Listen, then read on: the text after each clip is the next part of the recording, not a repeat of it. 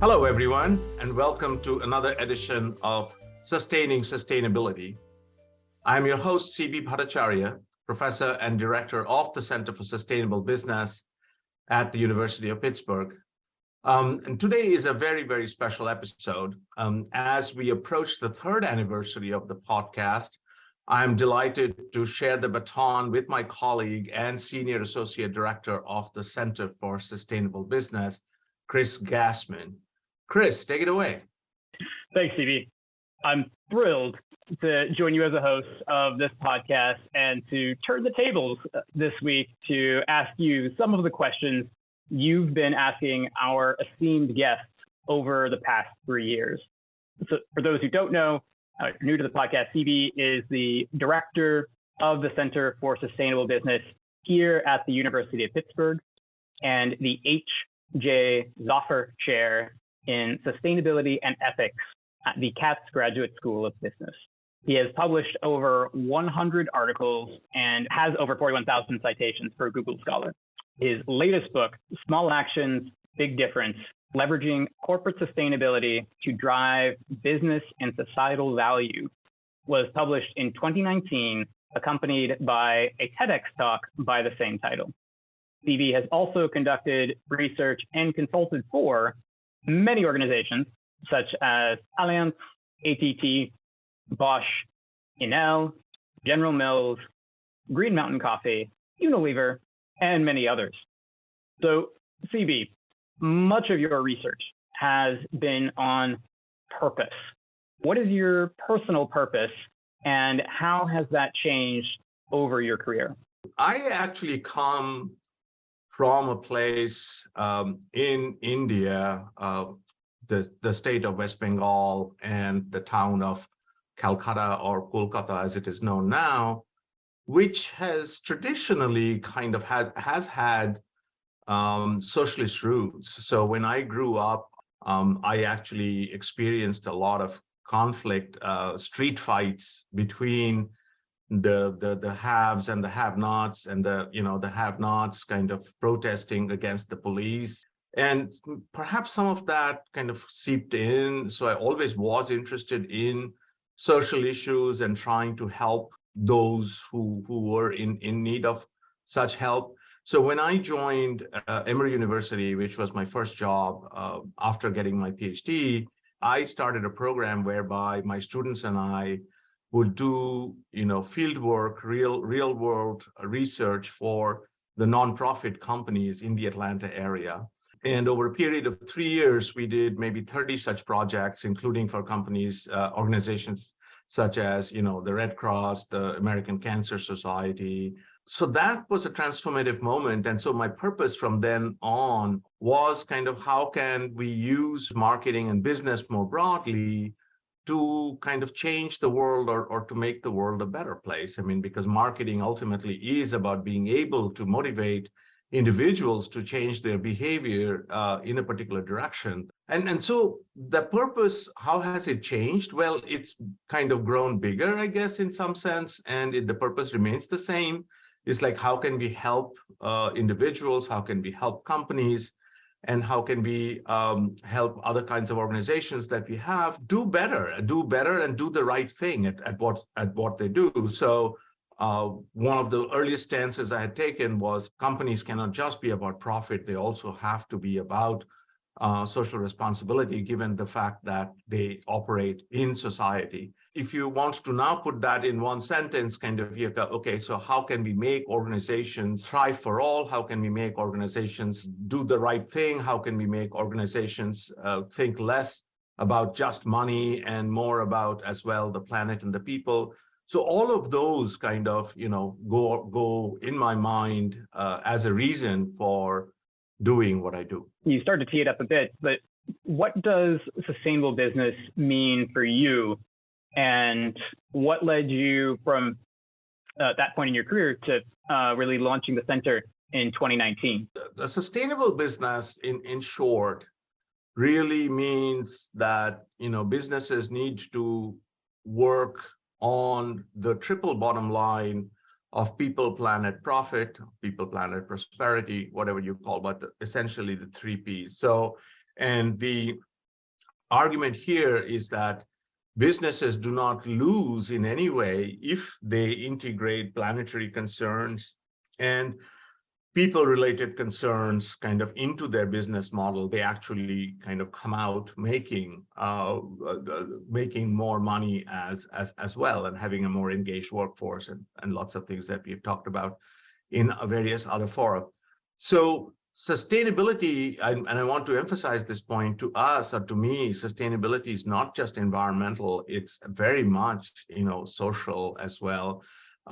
Because without people, we are really nothing.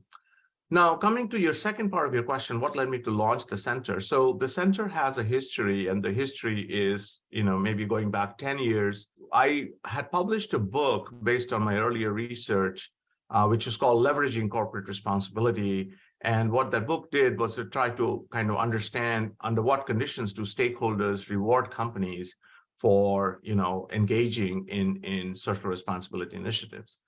And as I was doing the research for my book, I was studying companies like Procter & Gamble, General Mills, Timberland, and many others. And I made one observation that whatever I and my co-authors were saying in the book was that the only way to derive kind of value, both for the planet and people, as well as for the company, the only way to derive value was if the initiative, the social responsibility initiative, was embedded in corporate strategy. But when I was visiting these companies, I did not see these social responsibility managers or sustainability managers having a seat kind of at the high table. And so this struck me as kind of, weird. And I realized that whatever I was saying it was not gonna, pan out in the real world if this situation didn't change. So I took on as my next project kind of the idea okay, how can we elevate sustainability's role in the organization, and how can we embed it into corporate DNA? How can we make it everybody's job? So with that in mind, I started a center in Berlin. Started as a roundtable first, the Sustainable Business Roundtable, and then became a center over time. When I came to Pittsburgh at 2017 and started having conversations with folks here, it turned out that there was a very, a prominent need of that same kind of service here in Pittsburgh as well. How can we help companies embed sustainability into corporate DNA and thereby kind of maximize the return for both society as well as for the business? And that's the things that you were seeing at that time, that myopic focus on just one number is still live and well. Unfortunately, in today's conversations, there's a lot around trying to help companies see more metrics that are relevant for them to leading their businesses successfully. In 2021, we honed the center's purpose and created the 3 work streams to focus the actions of the CSB: Decarbonize Middle America, ESG Rosetta Stone, and Workforce 100%. Let's start with the purpose statement of the center. Could you share what it is and what it means to you? Our purpose would be to help galvanize businesses thrive for all. Now, what does that mean?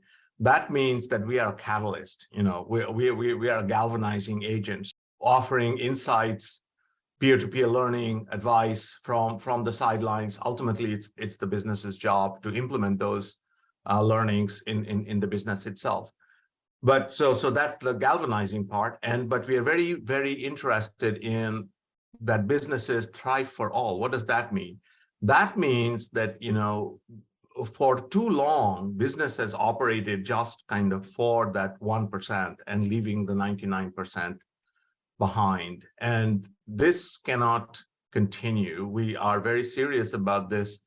The Business Roundtable came out and made a statement in 2019, in fact, that businesses need to be inclusive and they need to work for their communities. They need to work for their employee bases. They need to work for the environment and all of that. So businesses must help everybody thrive. In short, what we observe, or what I observed, is that a lot of businesses know the why of sustainability. Why do they have to kind of invest in sustainability? But many, many companies do not know the what and the how. So how should they go about kind of investing in sustainability so as to maximize the return both for society and for the business? And that's where we come in. That's where we can help kind of, businesses, galvanize businesses to thrive for all their stakeholders. That's what it means to me. What purpose do the work streams serve, and how do you see each of these contributing to a more sustainable future for business? The idea was, that we learned from our very valuable strategic advisory council that, we cannot, given that we are a small shop, we cannot be everything to everybody, and therefore we need to focus on some aspects of sustainability and kind of push those forward. And so we chose these three areas, where we can make contributions. So one of them is decarbonization. And we specifically said, we are in Middle America, so let's focus on decarbonizing Middle America. And as many of you know, Middle America, parts of Ohio, parts of Kentucky, Western Pennsylvania, rural Virginia, this is an area we call Appalachia. And it's really stuck kind of in fossil fuels. So decarbonizing that area and revitalizing it is key. And so we want to play a leadership role in that one. And that's where we work a lot with kind of civic leaders, the city of Pittsburgh, and many other stakeholders around here to see if we can make a dent in this or not. ESG Rosetta Stone just came out of my interest in measurement, sustainabilities. We are essentially trying to focus on what should companies measure, why should they measure those metrics, what should they disclose, and how should they disclose. These are non-trivial because, as we know, a company's sustainability performance is now priced by investors, priced by the market. It's looked at by many stakeholders, including consumers and employees. So what you measure and what you disclose is central to a company's operations. And finally, the Workforce 100. I mean, there is no greater need at this point in time than kind of, again, a work stream that looks at this idea of just transition. I mean, kind of, okay, so we are gonna move into this kind of new economy, a green economy, and so many of our workers are not trained, to how to work in this new economy. And there is a big fear that many folks are going to be left behind. How do you attract talent? How do you grow talent in the organization? How do you retain talent? So it's some kind of a materiality analysis internal to the center, if you will, whereby we identified, okay, that these are three areas where that the market needs and that we are also credibly able to provide. So that ought to be kind of, hopefully a win-win all around in the future. What needs do you see from the market that research, education, and thought leadership can help with over the next 3 years? The thought leadership part is the part where we mostly work with companies. And I think there again, this idea, of conducting business through the lens of sustainability is a far cry for most of the companies out there. To most companies, sustainability is still compliance. Well, okay, so we have regulation in terms of emissions or effluents in the water and so on. So if we are abiding by those regulations, if we are being compliant, then we are sustainable. Then there's one group will say, well, it's not just compliance, but sustainability is a risk reduction mechanism as well. And so so they do a bit more. Then there are yet other companies who will say, well, it's not just compliance and risk, but it's also opportunity. So we can sell green products. They think of it as compliance, risk, and opportunity. But there are very few companies at the top of that pyramid which actually conducts business through the lens of sustainability, whereby from the mailroom to the boardroom, every business decision that is made by integrating the environmental and social impact of that decision, kind of, taking that into consideration. And our job in the thought leadership arena is actually to move companies up that pyramid so that more and more companies kind of, go from compliance to understanding that sustainability can be a risk reduction mechanism, to understanding that sustainability can be an opportunity generating mechanism, and to finally understanding this idea of conducting business through the lens of sustainability. Now, with education, our goal, I would say, is very simple. We want to create a cadre of sustainability generalists. So education can actually help kind of, informing, giving students the knowledge they need, the basic knowledge they need to get into a company and, do what they need to do, whether they're in marketing or finance or HR, to play their part in sustainability. Research, I mean, there are lots and lots of questions, and us being an academic institution, we have a lot to do there. In terms of research, I would say one of the big research questions for companies is, how can you get consumers to buy less of your product? I mean, the days of when we want to sell more and more are over. And companies who do not realize that's very old school are actually living in the past. And research can help us there, kind of help us understand how companies can evolve in their marketing. What's the future of marketing look like, where kind of, there is no kind of hyper consumption, because the main root of trouble, Chris, if you follow the discourse in sustainability, that it really does come from overconsumption. And we can have as much technology advancement as we wish or want, and everything else. But if we do not cut our consumption levels, particularly in the global north, I don't think that this is a battle that we can win, and that we can be sustainable long run. So how can we consume less? And that leads to a host of other questions, kind of, how can we build circular economies? How can we, consuming less goes hand in hand with reducing waste. So I do believe that all three areas of dissemination that we have here at the Center for Sustainable Business, research, education, and thought leadership, they all can contribute to our purpose and contribute to making a more sustainable future. One final question, as we ask all our guests, what call to action would you make to our listeners? I am of the belief that small actions leads to big differences or big impact. So I would ask all our listeners to do what you can do in your sphere of influence. So kind of change your lens to the lens of sustainability. None of us individually can solve this existential crisis. I would ask everybody to weigh in, tell others, of what you are doing, inspire others to join the fight. So do not be a bystander, become a sustainability owner. CB, thank you so much for letting us flip the tables this time around. It's been a pleasure interviewing you as our guest on Sustaining Sustainability.